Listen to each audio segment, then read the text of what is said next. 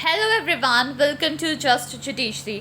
आज हम अपने यूपी पुलिस रेगुलेशन की सीरीज़ में थर्ड वीडियो लेके हाजिर हैं, जहां पे पूरा पार्ट 1 आज फिनिश ऑफ कर दिया जाएगा, जो कि आपका चैप्टर नंबर 1 से लेके चैप्टर 9 तक का है। और हमने चैप्टर 5 तक का अपने सेकंड वीडियो में फिनिश कर लिया है। अगर आपने नहीं देखा तो आप फटाफट जाके उन 2 वीडियोस को देखिए और अपना पार्ट 1 पूरी तरीके से तैयार कर लीजिए। चलिए चैप्टर 6 से स्टार्ट करते हैं आज इस वीडियो में। चैप्टर 6 किस बारे में बात कर रहा है? आर्म्ड पुलिस के बारे में। यहाँ पे पैरा 65 कहता है कि द आर्म्ड पुलिस, इनकी ड्यूटी क्या है? इन्हें प्रोटेक्शन करना होगा, संभालना होगा ट्रेजरीज को, तहसील को, लॉकअप्स को, एस्कॉर्ट ऑफ ट्रेजर्स को, मतलब उसका संरक्षण करना होगा, रक्षा करनी होगी ट्रेजर की, प्रिजनर की, गवर्नमेंट प्रॉपर्टी की, for service on magazine and quarter guards, और साथ ही साथ में prevention of disorder, crimes of violence, ये सारा काम इनको देखना होगा। और एप्रीहेंशन ऑफ डेंजरस क्रिमिनल, अगर कहीं लगता है कि डेंजरस क्रिमिनल है तो उस चीज़ को भी इन्हें ध्यान में अपने लाना पड़ेगा और उस पर एक्शन लेना होगा।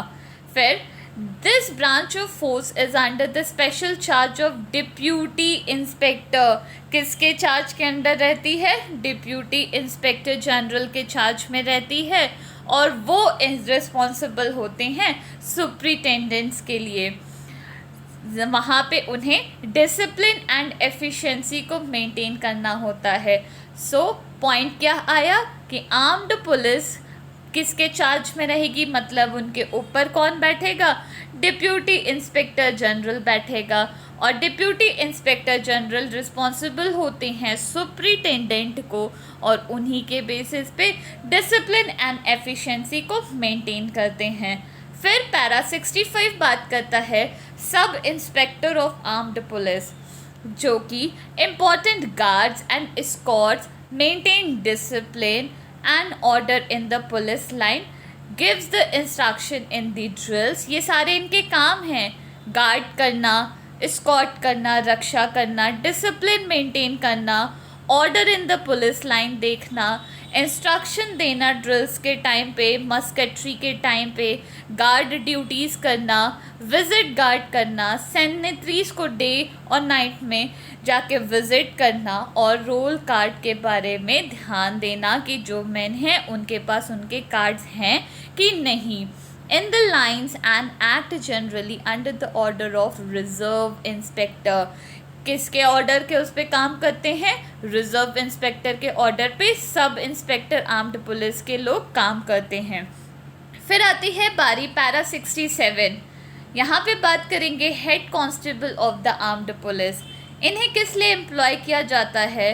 ताकि ये कमांड कर सके गार्ड्स एंड एस्कॉर्ट कर सके, इंस्ट्रक्शन दे सके ड्रिल्स में, and generally to perform the duties जो कि नॉन कमीशन्ड ऑफिसर के ऊपर दी जाती है, ऐसी ड्यूटीज़। फिर पैरा 68 कहता है magistrate who have occasion to give direction in a riot or affray to police should communicate their orders to the police through the police officer in command. Magistrate जिनको right दिया गया है कि उन्हें right or एफ्रे के time, दंगे और बलवे के टाइम पे जो ऑर्डर्स देने होते हैं, वो पुलिस ऑफिसर जो कि कमांड में हैं उनके थ्रू वो ऑर्डर्स पहुंचवाएंगे। फिर पैरा 69 क्या कह रहा है? On occasion of important processions और रिलीजियस सेरेमनीज, जैसे मुस्लिम के जब जो उनके राइट प्रोसेशंस निकलते हैं, हिंदू की जो यात्राएं निकलती हैं, उस टाइम पे क्या होगा? When armed police are deputed at the head quarters unless there are good reasons to the contrary. कुछ गुड रीजंस हैं कि आराम से वो चलेंगे, शांति से चलेंगे। The superintendent of police will be responsible for the police arrangement. कौन देखेगा प्रोसेशन के टाइम पे कि पुलिस सही से अरेंज है, सिक्योरिटी सही से मेंटेन्ड है कि नहीं? तो ये सारा काम देखेंगे superintendent of police.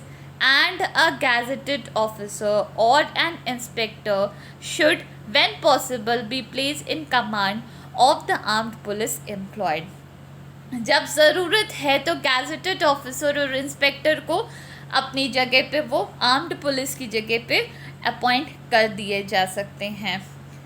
It is invariably the duty of the superintendent to satisfy himself कि जो ऑफिसर हैं who will have control over और who will command the armed police, उनमें से ड्यूटी ऑफ सुपरिटेंडेंट ये होती है कि वो ये देखेगा कि कौन सा ऑफिसर कंट्रोल करेगा और कौन सा ऑफिसर आर्म्ड पुलिस को कमांड करेगा.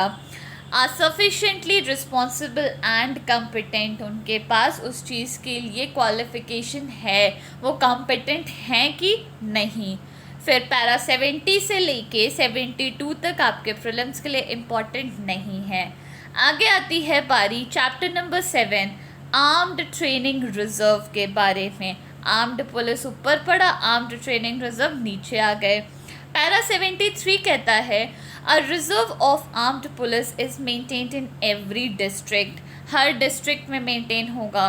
Its strength is fixed for each district, जितने डिस्ट्रिक्ट में पॉपुलेशन है उस अकॉर्डिंग इनकी स्ट्रेंथ फिक्स की जाती है.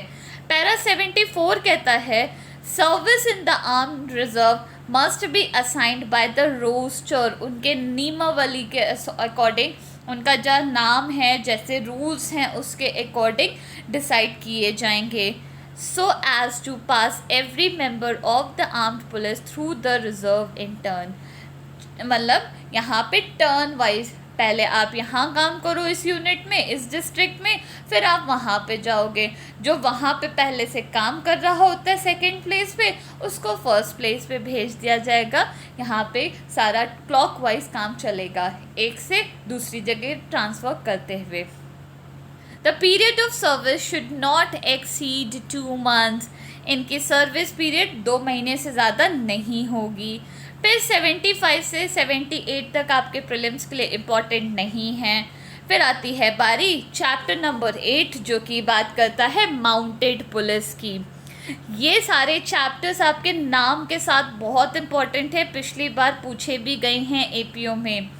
पैरा 79 क्या बात करता है माउंटेड पुलिस की ड्यूटीज़ के बारे में, जो कि पेट्रोलिंग रोड्स है, एस्कॉर्टिंग प्रिजनर्स एंड ट्रेजर, उनकी रक्षा करना, पेट्रोलिंग रोड्स मतलब गश्त लगाना, conveying communication of special urgency, कुछ इंपॉर्टेंट मैटर है उसे कन्वे करना, following up the criminals, criminal पे नज़र रखना, सप्रेसिंग ऑर्गेनाइज डेकोइटी और अदर डिस्टर्बेंस, अगर डेकोइटी होने वाली है, कोई पहले से ऑर्गेनाइज है या किसी और तरीके का डिस्टर्बेंस है, उसे ख़त्म करना.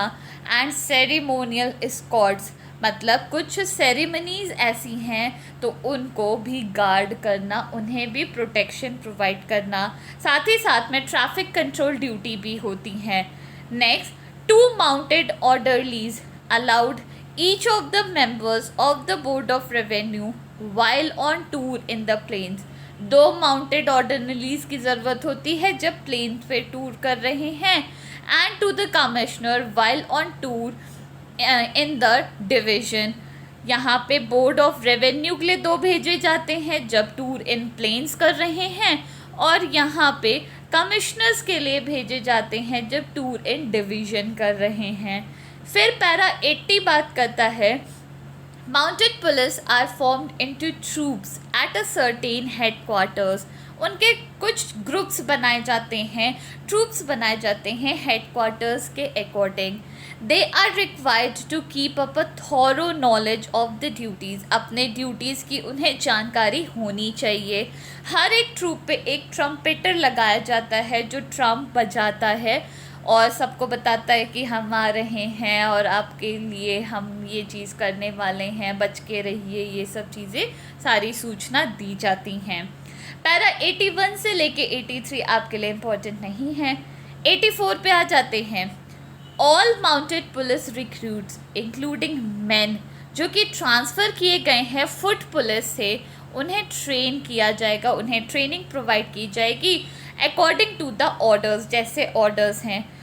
2 साल के प्रोबेशन पीरियड के लिए भेजे जाएंगे। कांस्टेबल जो कि ट्रांसफ़र किए गए हैं फुट पुलिस से टू द माउंटेड ब्रांच में count towards the probationary period. उनका प्रोबेशनरी पीरियड क्या होगा? Maximum of 16 months. कांस्टेबल ऐसे जो कि फुट पुलिस से ट्रांसफ़र हुए हैं। But no constable transferred from the police foot police to the mounted police will be on a probation for less than 8 महीने। मतलब मैक्सिमम 16 मंथ्स है और मिनिमम 8 मंथ्स है। फिर पैरा 85 आपके लिए इम्पॉर्टेंट नहीं है। 86 पे आते हैं। Under the order of range deputy inspector general of police, इनका ऑर्डर मिलता है selected constables of the mounted police.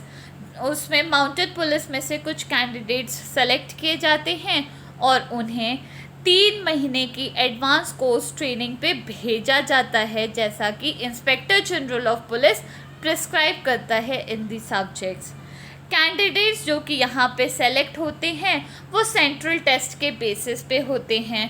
Only those who have completed 5 year service वो इस टेस्ट के लिए कॉम्पिटेंट माने जाते हैं। पैरा 87 एंड 88 आपका इम्पॉर्टेंट नहीं है। फिर आती है लास्ट चैप्टर ऑफ पार्ट 1 जो कि है चैप्टर 9 विलेज पुलिस। पैरा 89 यहाँ पे बात कर रहा है अ विलेज चौकीदार इज़ अ विलेज सर्वेंट, जिसकी चीफ ड्यूटी होती है कि देखना और गार्ड करना अपने विलेज को जिसमें उसकी ड्यूटी लगी है। He is required to carry reports for the village headman. चौकीदार साहब विलेज हेडमैन के लिए सारी रिपोर्ट्स लेके जाएंगे। To assist him in tracing of the offenders, offender को अगर पकड़ना है तो विलेज चौकीदार मदद करेंगे। एंड टू मेक अरेस्ट, जैसा कि लॉ ने ऑथराइज किया है। He is responsible to the district magistrate, और ये पॉइंट आपका प्रीवियसली पूछा गया है, for the due performance of his duties. जो वो ड्यूटी कर रहा है उसके प्रति रिस्पॉन्सिबल होगा डिस्ट्रिक्ट मजिस्ट्रेट। अगर कोई सिविल या क्रिमिनल प्रोसीडिंग विलेज चौकीदार के अगेंस्ट इंस्टीट्यूट कर दी गई है तो उसका जो डिफेंस होगा वो स्टेट एक्सपेंस पे होगा। नेक्स्ट पैरा 90 बात करता है village chowkidar are not prohibited from cultivating land. उन्हें लैंड कल्टिवेशन से नहीं रोका जाएगा और वो उसी विलेज के रेसिडेंट होने चाहिए जहाँ की उन्हें ड्यूटी दी गई है। पैरा 91 बात करता है village chowkidar must attend at their police station on fixed dates. Village chowkidar को उस एरिया के पुलिस थाने में अपनी हाजिरी लगानी होगी ट्वाइस अ मंथ, जहाँ पे वो रिपोर्ट देंगे regarding the births and the deaths. फिर पैरा 92 से लेके 96A तक आपके लिए इम्पॉर्टेंट नहीं है, आपको यहाँ चुन चुन के अपना पॉइंट कवर करने हैं। सो ये था आपका कंप्लीट पार्ट 1 जो कि 3 वीडियोस में फिनिश हो चुका है। अगर आपको अच्छा लगा तो do like and share our videos with your friends and subscribe our channel. Thank you everyone.